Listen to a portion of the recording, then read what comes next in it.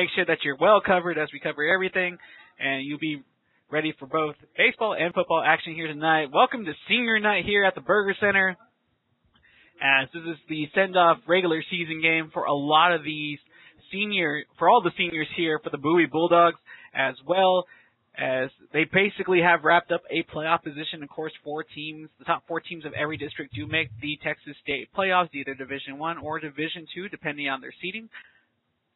But Bowie has, with their three-game winning streak, they have more than ensured themselves a place at the playoff buffet table. Looks like there's a little bit of costuming atmosphere out there, as the Trojans brought with them quite a few dressed-up people tonight. Amusing situation to see. The Bulldogs are under the inflatable Bulldog head right now. Well, this is the last time here at the Burger Center, possibly for these seniors, but you have to believe that, if possible, they will probably get a home playoff game. This game having big playoff implications, though, as they are taking on the Anderson High Trojans tonight. Anderson coming off of a two-game winning streak of their own. Here come the Bowie Bulldogs, led by their senior quarterback, Robbie Dickey, and senior offensive defensive lineman, Will Hopkins and Nick Harrison, as well as number 70, Josh Cortinas, another senior. And you have to believe that the seniors are pumped up here tonight as well. What do you think, Brian or Marcus? What do you got going on for us tonight? I'm really excited. You always have to remember how big it was to be a senior on senior night and to put all you could into that game there. Seems to be a real big game. They're coming out with a lot of energy. Looked real good in pregame, even though we have a very high wind here tonight. Seems to be heading out towards the east. Maybe a little bit of difficulty in the passing game. Well, this one going east to west, here it is as in the evening. A lot of wind. And Brian, as our resident statistician, as well as your color commentary duties, you must also have a little scouting report for us about the possible effects of the offense that we'll see from this Trojan High offense. Yeah, Anderson, even when the weather's perfect, and today the weather's clearly not perfect, there's strong wind. And so tonight I expect Anderson to really keep on the ground. We saw in warm-ups, Anderson's quarterback was having trouble completing maybe about 10, 15-yard passes. So I expect to see a lot of the ground game from Anderson and some short passes. Thank you there for Brian. As always, great information as we are coming towards the middle of the field for the introduction of the captains. For the Trojan High, for the Anderson High Trojans is number 55, Brett Leatherwood. Number 54, Jacob Gonzalez. And number 4, the wide receiver, Marcus Flores. And for your Bowie Bulldogs, it's going to be number 31, the senior, Dylan Bolt. Number 65, the senior, Nick Harrison. Number 14, the senior, Jeremy Jackson. Number 60, the senior, Will the Thrill Hopkins. And, of course, the senior, number 8, the quarterback, Robbie Dickey. Bowie has won the toss. They will defer, meaning that they'll make their decision in the second half. They elect to kick towards the east side of the field. So the Trojans will be defending the east side, and the Bowie Bulldogs will be defending the west side of the field, as both sets of captains shake hands, as we always expect a good, clean, hard-fought game. Definitely. They're coming off a 3-game win streak, so tonight you got to expect for them to want to try and carry that momentum through today and make sure they put up another win on that board, trying to make a good effort into that postseason. Well, of course, this is you don't want to use the term a must-win game for Bowie, but just to make it easy, it's a must-win game for the reason being that they will have to play against Austin Westlake, who will probably win their matchup more than likely this coming week, and this would allow them to play for the outright district championship if they can win tonight and defeat Bowie next week at Chaparral Stadium. And we will be there to bring you the live action as well. Looks like we have the color guard coming out to listen to our national anthem. As we are getting ready for the national anthem, we like to take this time once again for tuning in with us here tonight. I'd like to thank Mr. Joe Matlock, the president of the Football Booster Club, for helping us get on air. And we have a special shout out to one of America's finest here in a second.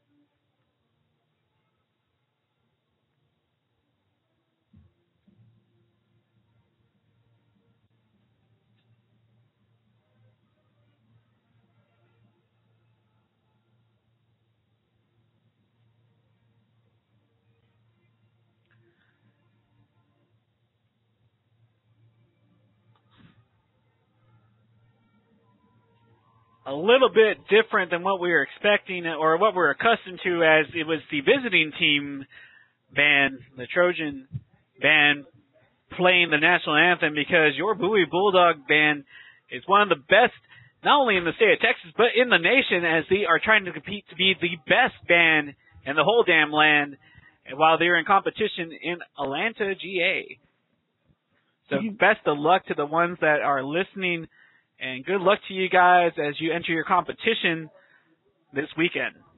To give you guys some idea of the wind that we're expecting out there, as the color guard was holding up our beautiful state flag, it looks like he had even a little bit of difficulty there keeping it in position. We got a very strong wind, again, moving from the west to the east, which has to have some practical implications on the game calling tonight. Well, definitely will have effects on the passing game. Apparently, from what Brian told us, though, Mr. Caudill, he's saying that it was not going to be too much of a big deal for the Trojans, as they are a run-oriented team, but for the Bulldogs that like to go out that spread formation, a lot of the ace formation, pistol, and shotgun, that could cause some problems here tonight. Maybe we'll see him leave it on the ground a little bit more. And one more thing before we start our kickoff, Lieutenant Harrison, if you're out there, and we're sure that you are, we're sending a special shout-out to Second Lieutenant Mike Harrison, who is stationed in Fort Campbell, Kentucky, former Bulldog player and the original number 65. And was the captain of the 2004 squad for the Bulldogs. And we want to thank you for not only your commitment to your country and your service, but thank you for being a listener as well, as we really appreciate you and the other men and women in all of our units. Absolutely. Not enough special thanks can go out to our members, both men and women of our armed services, and thank you for doing your part to help keep this a wonderful. And Lieutenant, if you're not listening right now, we'll make sure that we get to mention again, your mother loves you very much, as we are ready for kickoff, and it's a deep one. And that one hits the touchline on the outside. It's going to go out of bounds, and it's going to be Trojans ball at the 20-yard line. It's so windy out there. Number 31, Dylan Bull, had to hold the ball on the kickoff there for the kicker. Right there, number 16 kicked the ball off, and he had the wind at his back, and he had a beautiful kickoff out of the end zone, touchback now. Anderson's ball, 1st and 10 at the 20-yard line. Well, Caleb Garza has been taking over the kicking duties on the kickoffs for Calcasides, and he's been just as successful. So 1st down and 10 from the 20-yard line. Trojans ball as they come out in their wing T formation, so everything's tight. Quarterback in the shotgun, though, as the running back goes into motion, and actually that one's handed off to number 1 for the Trojans. That's Gerald Bunton. As he is stopped behind the line of scrimmage, it's going to be about a loss of 1. So it's going to bring up 2nd down and 11 for the Trojans. And this is probably the first time all season, and I have to say we have been here all year, guys, that the Bulldogs have been facing a very run-oriented offense like the Trojans possess. 2nd down and 11, ball on the 19. Again, it's a wing T with a shotgun formation as the flanker goes into motion. This time it's a play-action pass, and nothing doing, as he is brought down quick from behind the line of scrimmage, and that's number 92 on senior night, Brendan Berry, getting the first sack of this game. It's a great way to start the game. You have to imagine with that run formation, we've got a couple people up front that might be able to stop quite a bit of that tonight. Well, definitely the strength of this Bowie team is their defense, as they have 2 very good defensive ends that also rotate there on the defensive line. You have Harrison, you got Barry, you got Meaveberry, you got a lot of guys out there, as it's a QB sprint as he hands it up the middle, and he's going to be brought down after a gain of about 7 yards. That should get him back to the original line of scrimmage. That is it. So back to the 20-yard line. It's going to be 4th down. Well, actually, it's going to be a little short. Ball's going to be at the 19. 4th down and 11. 10:30 left to go here in the first quarter, as the Bulldogs have forced a 3-and-out. Dante, the Dash Harris, the senior, as well as the other senior, along with the junior, Bryson Hopkins, back to return. There's the snap. It wasn't a very good one, but the Bulldogs don't send the rush. That one's going to take a bounce. That one fielded by Harris, and I guess he called for the fair catch. That doesn't make a whole lot of sense there, guys. As I'm It was a little surprising there. It looks like it took one single bounce, was easy to pick up. He was about the 48, but yeah, they definitely looked like they waved off the fair catch there. Well, no, it's like they waved it on, and instead of having to return it from there, they just went ahead and blew it dead. And in any sense of the word, that's good field position for the Bulldogs, as the ball's going to be on the Trojan 49. There's the sprint out to the left.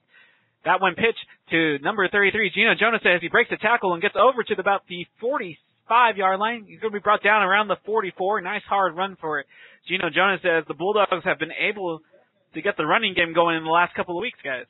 Seems to be a real quick play calling here tonight. Not a lot of time on the line, moving the ball very quickly. Not a lot of huddles here, as they just are picking the runs and sticking to them. Well, it's going to be the no huddle set for the Bulldogs. They got twins to both sides.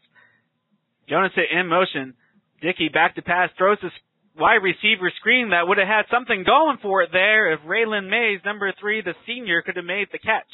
Just off his hands there a little bit, just a little bit high. Hopefully next time we'll be able to bring that down. Would have been a little bit of room for a little bit of yardage after the catch, maybe 2 or 3, but unfortunately we just missed the opportunity there. So the incomplete pass is going to make it 3rd down and 5 with 9:23 to go, since the clock will stop. Ball at the 44-yard line of the Trojans. Bulldogs in shotgun formation once again with Jonas in the backfield. Twins to both sides as Jonas goes to the motion to the right. This time Dickey over the middle. Oh, and he lays Kyle Costas out to dry as number 14, Fletcher Roberts, lays the wood on that hit. Little high and little in the middle. That's what you have to be careful of when you're a quarterback. You want to make sure you don't get your wide receivers or tight ends injured going up for the ball, leaving themselves exposed. Well, he basically just got jacked up, and it looks like the Bulldogs are going to elect to punt this one, as Costas, who got his bell rung a little bit there, is ready for the punt. And the Trojans successfully make a 3-and-out and negate this good field position for the Bulldogs. Snap is high. Costas kicking with the wind at his back. He gets a good punt as it takes a roll, and it looks like it's just going to go right out the end zone. And it's going to be a touchback as number 7 for the Bulldogs, Daniel Sanchez, was there and almost kept that one in bounds.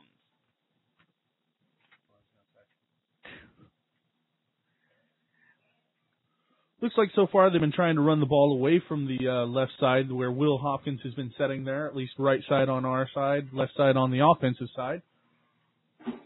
Well, Will Hopkins, the Division I recruit, has a lot of teams looking at him. You can see why. The stat line don't lie, 6'7", 280 pounds and quick feet. Any Division I school would be lucky to have him.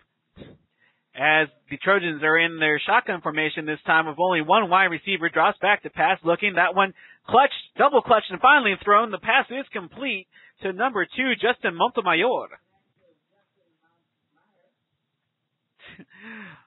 Montemayor. That's right. That's how you...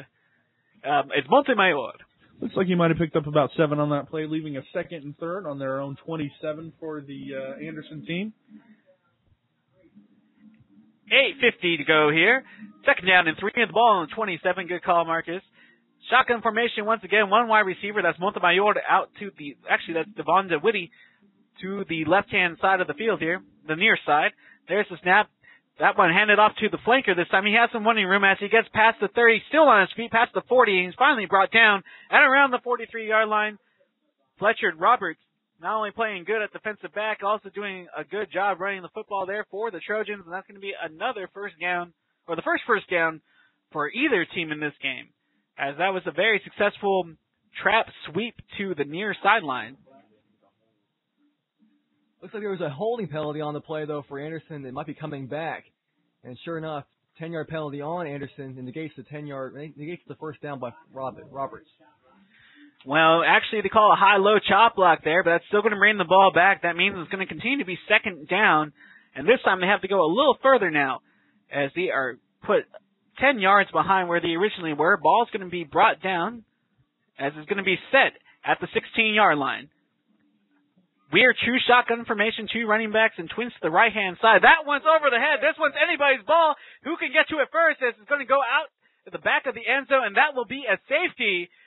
So a Trojans mistake will give the first points of the game to the Bulldogs. As with that safety, that's 2 points with 8:07 left to go in the first quarter, as well as they'll be getting the ball back because the Trojans are going to either elect to punt it or kick it off here from a deeper position than you would get on an original kickoff. And guys, like you said earlier, the wind was going to play a factor. We just didn't know how much, and you saw it there just happen.